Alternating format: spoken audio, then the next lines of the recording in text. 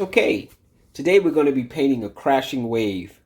This peel-off kit consists of 5 packets of paint, which some of them are hard to see in this video. However, it's a burnt umber, a raw sienna, blue, white, black, and burnt sienna. We also have our peel-offs on the canvas, which is an 8x10, which are our rocks. And I like to have these patterns so as we're painting, you can see them to easily lift them up with our spatula. We also have a plastic apron, a paper towel that I like to keep folded, a cup of water, which is slightly off camera, and our brush, or of course, and our palette sheet. So let's get started. First, what we're going to do is open up our packet. Let's just dump out our paint packets. And we'll begin our wonderful, easy paint and peel crashing waves. So let's start with a little white and a little blue, and we'll move the rest of these out of our way. All right, so let's just open her up, squeeze out some white. This will do. And let's open up some blue, and we'll squeeze out some blue. Now, what we're going to start with is our sky. We're going to start with our sky background. We're not going to draw any lines or anything. We're just going to take a little white, and we're going to touch into a little bit of blue, and we're going to take those two colors and just streak it across our sky. And I'll show you how we go from sky to ocean after we put our clouds in. So we're just going to go left to right, or right to left. But basically we're going across, not up and down. Just going to put in some color. And for purposes of the video, this is going to be a little darker than I would normally have it, so you can easily see how to do it. Because I would go for a very light sky. So I would say we're going to go down about 1.5 inches, 2 inches, about that height. And then we're going to cut across later. A little white, a little blue. We're just going to streak this in. There. Just going to take some white now, just fade this at the bottom. Like this. There you go. Now that's going to be our sky. Okay. Now that we have that in, take our brush, dip it into our cup, ring the bell by tapping it from side to side. Take our paper towel, wipe off our brush. See how I maintain the flatness? Now we're just going to go into some straight white. And what we're going to be doing now, we're going to be just using this little corner here, making some circular motions to create a cloud. And we're going to go from left to right, like the stock market. Up, down, up, down. Let's go back and get some white because it's mixing in with the blue. Up, down. A little bit more. Up, down. It almost looks like a chain. Up, down. And there's the basic start of our clouds. Now we take the color that's underneath it and just pull that down. Again, using the edge. We're not touching the tops. We'll let that set up. And we'll come back and add some more fluff to those clouds in a few moments. But there's our clouds. Knock the brush off, paint off. Wipe it on the paper towel. We're going to take some straight blue. The straight blue is going to start our horizon line, which we can say is right at the base of wherever we want it to be of this cloud pattern. So I'm going to make mine right here. Just going to take some blue. Just going to push it straight across. And that's going to be my horizon in the back there. And now we're going to just load up straight blue using sweeping motions, the flat of the brush. See, the flat of the brush. I'm just going to go left and right again and start pulling in my ocean water. There. And I'm just going to keep that motion connecting right where I stop and just keep coming towards myself till I reach the bottom of this canvas. And I do mean all the way down here. So I'm just going to take the brush and try to stay. And again, don't go this way. You'll be tempted to try and hurry, but don't. Just work it out where you just control the brush and go left and right. And just keep pulling towards yourself. Don't worry about the little streaks. They could act as some great water movement. When you get around the peel off, just make sure you cover the edges. See? Make sure you cover the edges. Now there are about 1, 2, 3, 4, 5 different pieces. For this big piece, I just want to cover the edges. I don't need to paint up in here, but you can if you want to. I'm just going to try and block this in. And blocking in just means that I'm filling up the canvas with color so we can move forward. There you go. Almost down at the bottom. Call this the exercise portion of the video. It's a nice little left and right stroke. Try to be broad, but also try to make sure there's a lot of color.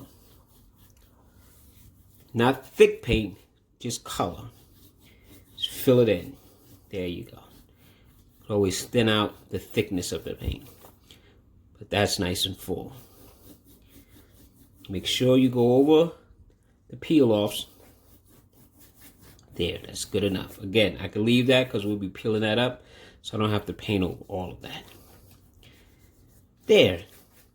Now, I'm just going to take my hand and just sweep. Try to make sure that my brush strokes stay left and right. And that will be my ocean. It's good enough. Now, I'm going to knock off a little color. Wipe it on my paper towel. Now I'm going to take the brush and I'm just going to put a little bit of white on here. And I'm going to be using the thin edge of the brush and very lightly whisk in some what I call water movement. So I'm going to be barely touching. So I'm just going to go left and right. Let my hand come close. See, I'm not making like a straight line. Making just some movements. Oh, that's good. Anything that gets too thick, I could just keep sweeping it till it blends back in. See? Those are going to act as some sort of water movements in my ocean. Good enough. You could even take the brush and make the same cloud motion. And maybe say there's a wave that's stirred up back here. Just to give, again, more movement into my water. Do about 3 of these. Maybe one right here. It's good for back there. You see how I'm letting it blend right in? And maybe there's something right about here. There, that's good enough. That's good enough. Clean off the brush. Tap it to the sides of the cup, or as I like to call it, ring the bell. Wipe it on a paper towel. Okay, so now what we're going to do is we're going to use just white to create the crashing of the wave that's hitting this rock here, and I believe there's a small piece right there. I also notice that there's a little area right here that could use a little bit more blue color. See? Just want to kill all the little... There you go. Wipe that off. Now let's make our crashing wave. Just going to go into some straight white. Load up both sides of the brush. See how I just used the flat side. Again, that little corner. I'm going to go right along the edge of this rock.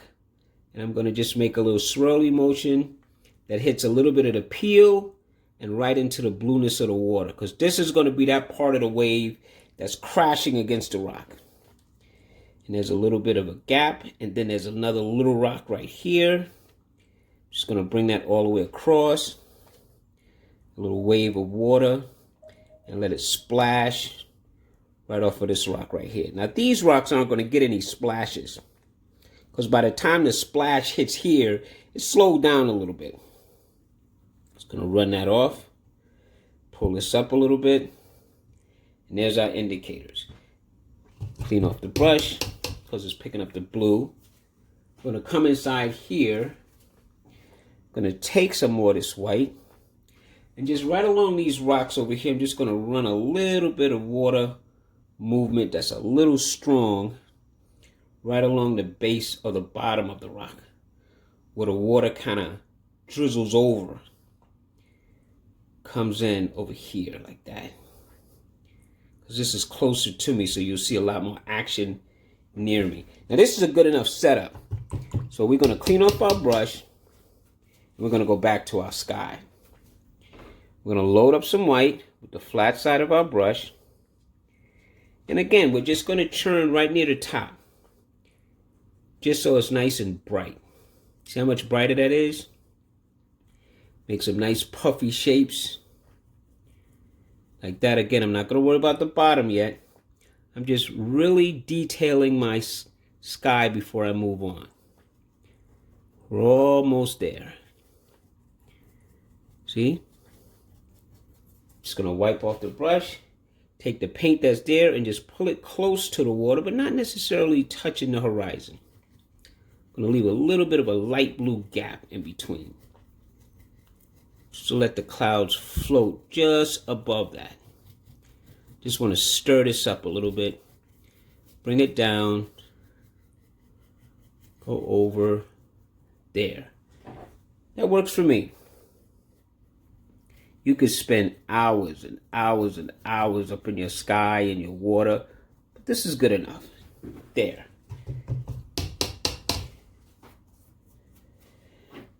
Now what we're going to do is we're going to take our spatula and we're going to peel off our peels. So let's start with the larger rock first. I'm just going to take and just go in until I can get it to start peeling up. There. I'm just going to peel this off. That'll be a rock formation. As I told you, there's a little one right here, so I'm just going to stick it under, peel it up. There's another rock over here. Just going to peel this up. There's a rock right here. Just going to make sure I get under here until I can get it up. Just run along the edges. There you go.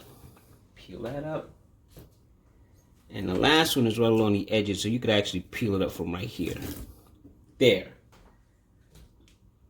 So now we have our basic rock formations. So let's squeeze out some more colors. Start with the burnt umber. Just going to squeeze that out. Right here is fine. Then we're going to go with the raw, or the burnt sienna. Raw umber, burnt sienna, looks kind of rustic. That's enough for that. We're going to go with the sienna, which is like that other mustard color. There's two siennas and an umber. A raw and a burnt. Put that out right there. And we have a little black, which we don't need a lot of the black. Black is going to be good for birds and or helping to put some extra crevices in our rocks. We only need about that much. That's fine. Now I'm going to show you how to take your brush and create the basic rock formations. So we have our basic foam. Now let's start our rocks. We're going to go in, pick up some of this burnt umber. And you see where it's white and then it hits the water edge? We're just going to take the brush and go right along the edge. We don't need to go far down yet. We're just going to ride right along the edge. We're just going to put in the start of our rocks. I'm going to stop right there. Then we're going to pick up some of this burnt sienna and then we'll put that right underneath. Maybe not all the way, maybe right up to about there. Then I'm going to pick up some of the sienna and I'm going to bring some of that beige color right along here. Go back to the burnt umber and lay some of that in. Just bring that right across. Maybe come here. Maybe put in a little bit of that rusty color. So all I'm doing now is overlapping just a slight bit of every variation. Come back here, go a little stronger. Bring in some of this rustic color right there. Let the colors kind of mix together. It's not like I'm making stripes, but I'm trying to vary the tones a little bit. So I'm adding a little bit here and a little bit there, just to give me more than one value. Let's wipe off the brush. Let's go back into some of this umber near the base. There, that's a nice start. That mix right in here at the bottom, that's fine. See? That's a good start. Now these smaller rocks, you just do a smaller version of what you did there. You add a little umber. You go back and you add a little bit of this burnt sienna. Then you add a little bit of this mustard sienna color. That's a good rock. Now let's go over here, do the same. Just going to start with the dark color, maybe a little bit right there. Wipe off, put in some of this rust color. Wipe off, run a little bit of this beige, a mustard color. See? Don't worry, they're all going to get better after a while. We're just kind of laying in the basic values of color, and we're going to build those up a little bit more in a few moments. I just want to show you how quick and easy it is. You don't have to do a lot of thought. You're just alternating colors. And rather than paint it all one color and then try to add color, it's a nice little rock right there. It's better just to take a little umber or dark color, go along the lines of the rock, or the rock shape, and then add some values, tones, see? Like this. Maybe you come right back with this. Introduce a little bit of this. And it just helps break things up a little bit. Yeah. There you go. Cut that right across. Maybe some of this is right down at the base. There. So now we have some coloration to our rocks, which is really, really cool. Okay. I'm going to clean off the brush. And we're going to take a moment to finish the waves that are crashing. So now we have this basic start. So let's go back to some white. Clean off our brush. Go back to some white. And go right along the edge. And I'm just going to dance this right along the edge. Let it hit the rocks a little bit so it changes the shape from being super smooth to a little jagged. See how much whiter that is? Splash some down in here. Come over here. Pick up some of the other colors, splash some of that right along here. It's the foamy part that we're doing right now. There you go. Big wave broke right in here. And then maybe it just danced right along this rock too. Oh, that's good. That's good. Now here's the trick. You leave a little water on the brush. You go in, you just tap it into the cup. You leave the water. You tap into the white. Open up the bristles, and then you start to make the splash by going right to the edge and just dancing some of that color in different shapes, some of that white that's there, sort of like that.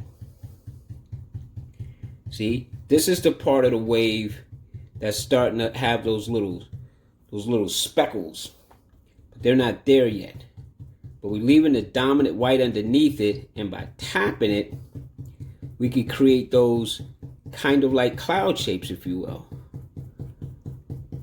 See? Look at that. That's a good start. This is the big wave that's hitting here, so I'm just going to add a little extra. And you see, I want those little frayed edges, and leave some holes in between, because that's the water crashing up against the rock. All right. like that. We're going to leave that just like that for a second, and we're going to go back into our rocks. Now this is hard to describe, but watch how easy it is. You take a little black, you make a little bit of a line on the edge here, go back into the black, maybe there's a little bit here. These are going to start accentuating some of the crevices in the rock in a few moments. Just leave it like that for now. It's almost like you're making a little mustache on each one. You're just giving it like a little accent. Don't overpower it. Just want to put some like in between little areas. Then wipe the brush off. And then very carefully just work those two together, like hitting the bottoms of it. So you're moving the color around just a little bit to create a rock within a rock.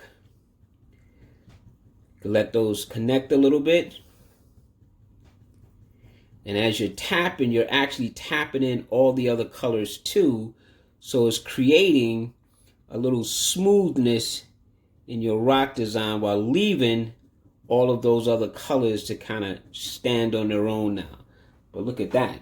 You could even take a little tiny bit of the black, mix it in with a little bit of that umber, and just come right towards the base where the rock is in the water, just to set it right into the water by softening the bottom with a dark value of a little bit of that burnt umber and a tiny bit of that black, and you just dancing it in and you're letting it sit right there at the water's bottom. See how it rested those rocks? Gave a little bit of an extra shadow. How cool is that? Now we're going to wipe off our brush, ring the bell, let's pick up some more white, and now let's put a little water that would naturally flow right into this area. Just let it hit like that. See how the water came over the rock and is coming down a little bit? Maybe some seeped around here as it hit over in the top over here. And then maybe some of the water flowed this way, kind of like this. See? Taking it and shaking my hand a little bit, just to make a little wavy ripple. Maybe some of the water came across the rock and literally ran right down in the middle of it here. See, that's a cool look. And then it flowed itself right off over here somewhere. That's all. Just creating it as you go. Maybe the same thing here, just to give it a little gap. Put some extra movement towards the front. Because remember, the wave hit, crashed over the rocks, and now it's coming down off of over here. Maybe there's some water that dripped right along this edge. And went a little bit in this direction. But see, all of that just gives the rock more reality.